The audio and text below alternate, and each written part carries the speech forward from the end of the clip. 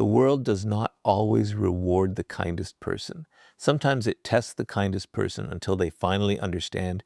If you cannot protect your mind, your empathy will exhaust you, your kindness will be exploited, and your peace will become someone else's possession. Become ruthless, not toward people, but toward anything that destroys your strength. There is a harsh lesson most people learn only after being hurt enough times. The world will test whatever you leave unprotected. It will test your patience. It will test your confidence. It will test your boundaries. It will test how much disrespect you are willing to tolerate before finally saying enough. And if every disappointment destroys your mood, every criticism changes your identity, and every rejection makes you question your worth, then you are giving circumstances far too much authority over your life. This is where emotional armor becomes necessary, not the armor that makes you cold, the armor that makes you stable. You do not need to stop feeling. You need to stop allowing every feeling to control your behavior. There is a difference. A strong person can feel pain without becoming pain. They can experience rejection without deciding they are worthless. They can experience betrayal without concluding that everyone is dangerous. They can experience failure without turning one failure into a permanent definition of themselves. This kind of strength is built slowly. Every time life disappoints you, you have a choice. You can ask, why is this happening to me? And remain trapped inside the event. Or you can ask, what is this teaching me? The second question changes everything. Pain becomes information. Rejection becomes redirection. Failure becomes instruction. Disappointment becomes experience. You stop demanding that life becomes softer and you start becoming stronger. But this does not mean pretending that nothing hurts. Emotional strength is not the absence of pain.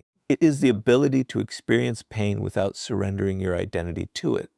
Think about how easily anxiety can take control when you constantly search for certainty. You imagine every possible disaster. You replay conversations. You predict rejection before it happens. You spend hours trying to control outcomes that were never completely within your control. This is exhausting. And eventually, your mind becomes a battlefield created by possibilities rather than reality. The emotionally disciplined person learns to separate what can be controlled from what cannot. You can control your preparation. You can control your response. You can control your boundaries.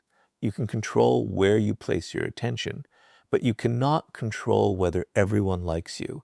You cannot control whether someone betrays you. You cannot control whether another person understands your intentions. Accepting this does not make you powerless. It makes you efficient, because the energy you once spent fighting reality can now be invested in building yourself. This is where ruthlessness becomes useful. Be ruthless with your excuses. Be ruthless with the habit of abandoning yourself to keep other people comfortable. Be ruthless with the belief that you must be understood by everyone. Be ruthless with the tendency to turn temporary suffering into a permanent identity. And most importantly, be ruthless about protecting the person you are becoming, because the world will always contain criticism, disappointment, selfishness, rejection, and uncertainty. You cannot remove all of it, but you can become the kind of person who walks through it without allowing it to destroy what is valuable inside you. The goal is not to become harder because the world is cruel. The goal is to become stronger because your peace, your future, and your life are too valuable to leave unprotected. There is another truth that many compassionate people discover too late. Empathy can become dangerous when it has no boundaries.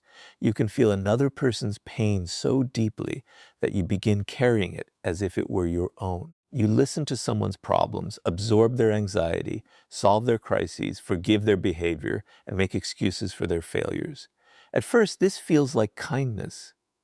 You believe that because you understand someone's suffering, you must remain available to them. But understanding someone does not make you responsible for saving them. This distinction can protect your life. You can care about someone's sadness without becoming sad for them. You can understand someone's anger without allowing that anger to control your mood. You can support someone through difficulty without sacrificing your own stability. That is what healthy emotional boundaries accomplish. Without them, Empathy slowly becomes emotional exhaustion. You become the person everyone calls when they are falling apart. You become the listener, the fixer, the mediator, the person who always understands. But when your own energy disappears, who is there to restore it? Eventually, resentment begins to appear. You wonder why nobody considers your feelings, why nobody checks on you, why everyone expects you to be strong. Yet sometimes the uncomfortable answer is that you taught people to expect unlimited access to you. Every time you say yes when you mean no, you teach someone that your boundaries can be negotiated. Every time you cancel your own needs to protect someone else's feelings, you teach yourself that your needs come second.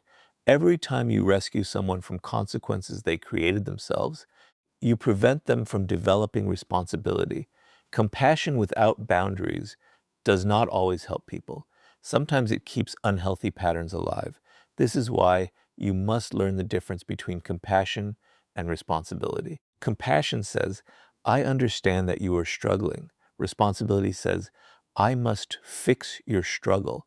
Those are not the same thing. You are allowed to listen without solving. You are allowed to care without rescuing. You are allowed to walk away from a conversation that has become emotionally destructive. And sometimes the most loving thing you can do is allow another person to experience the consequences of their own choices. This may feel cruel at first, especially if you have spent years believing that being a good person means always being available. You may feel guilty when you stop answering immediately. You may feel anxious when someone becomes disappointed with your boundary. Let the discomfort exist. Guilt does not always mean you have done something wrong. Sometimes guilt is simply the emotional resistance that appears when you stop behaving according to an old pattern. You do not need to become heartless. You need to become selective. Your empathy should be a gift you choose to give, not a resource everyone has permission to consume. Because if you give every person unlimited access to your emotional world, eventually there will be nothing left for you. Protect your energy. Protect your peace. Protect the part of yourself that still has dreams, ambitions, and a future to build. You can have a soft heart and strong boundaries at the same time. That is not weakness. That is emotional strength. At some point, you must accept a difficult truth. You cannot build your life around the approval of people who are constantly changing their opinion of you. The moment you make approval your source of peace, you give other people control over your emotional state. A compliment lifts you. A criticism destroys you. Someone ignores you and you begin questioning yourself. Someone disapproves of your decision and suddenly you feel guilty for choosing what was right for you. This is how people lose themselves. They become experts at being acceptable and strangers to their own needs. You say yes because you are afraid of disappointing someone. You remain available because you are afraid they will leave. You tolerate disrespect because you are afraid of being alone. You explain yourself repeatedly because you are afraid someone will misunderstand you. But there is a price for constantly chasing approval. You slowly abandon yourself. Strength begins when you accept that not everyone will like you, and you stop treating that fact as a crisis. A healthy boundary may disappoint someone. A necessary decision may make someone angry. Saying no may change a relationship. That does not automatically mean you are wrong. Sometimes another person's disappointment is simply the price of your self-respect. You must become ruthless about one thing. Never trade your inner peace for temporary approval. You do not need to become arrogant. You do not need to ignore useful criticism. Listen when criticism contains truth. Learn when correction can make you better, but never confuse constructive feedback with the endless demand to make yourself smaller so someone else can remain comfortable. The more comfortable you become with disappointing people, the more comfortable you become with being yourself, and that is where your freedom begins.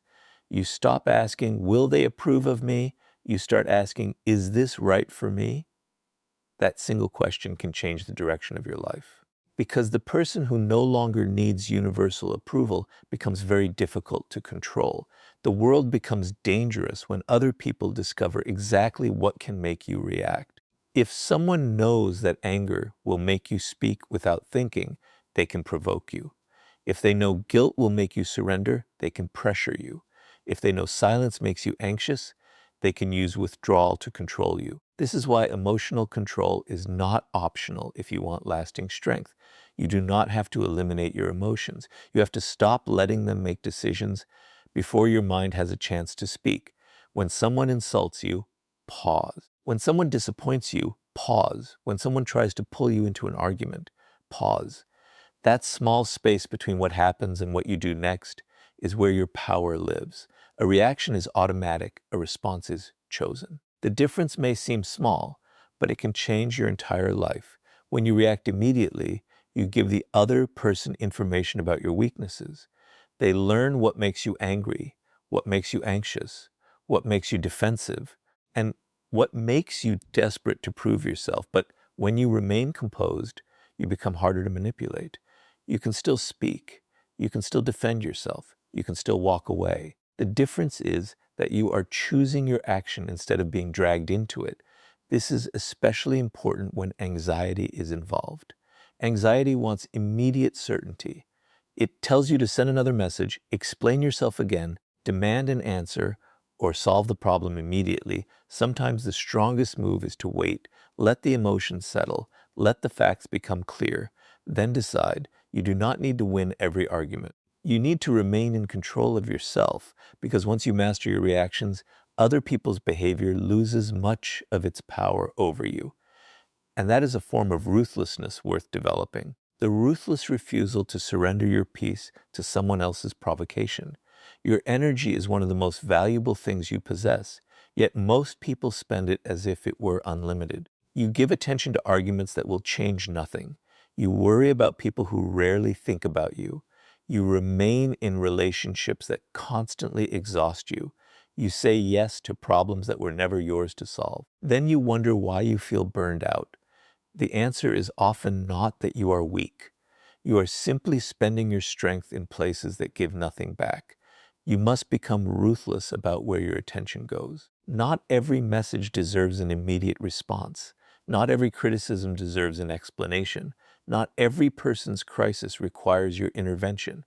Not every relationship deserves unlimited access to your emotional world. This is where boundaries become a form of self-respect. You begin asking a different question. Is this worth my energy?